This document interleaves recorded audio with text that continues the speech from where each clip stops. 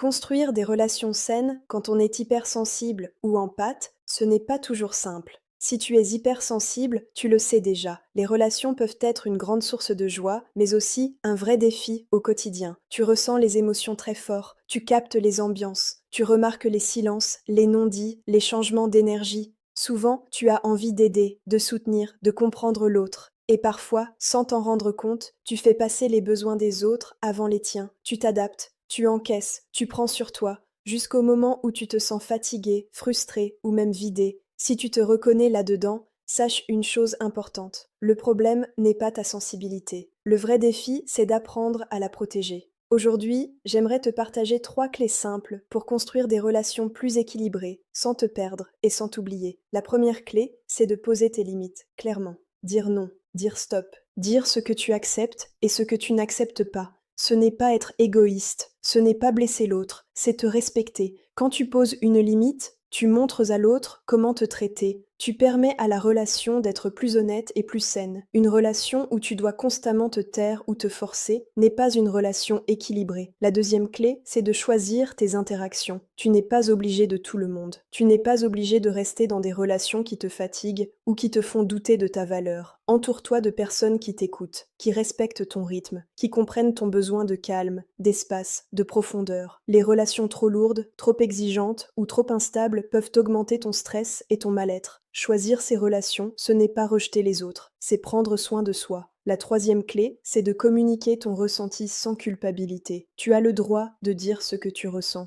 Tu as le droit d'exprimer tes émotions et tes besoins. Parler avec sincérité, sans accuser, sans te justifier en permanence, permet à l'autre de vraiment te connaître. Et une relation où l'on se connaît vraiment est une relation plus solide. Quand tu gardes tout pour toi, tu accumules. Et à force, cela finit par sortir de la mauvaise façon ou par te faire souffrir en silence. Exprimer ce que tu ressens, ce n'est pas être trop sensible, c'est être vrai.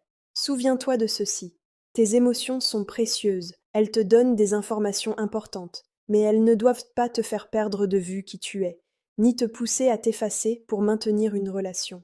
Les relations saines sont celles où tu peux être toi-même, sans te justifier, sans te diminuer, sans te trahir. Si tu sens que ta sensibilité te met souvent en difficulté dans tes relations, sache qu'elle peut aussi devenir une vraie force quand tu apprends à l'utiliser avec conscience. Et si tu veux aller plus loin, si tu as envie d'apprendre à transformer ta sensibilité en force dans tes relations personnelles et professionnelles, écris simplement guide en commentaire ou en message privé. Je te l'enverrai directement.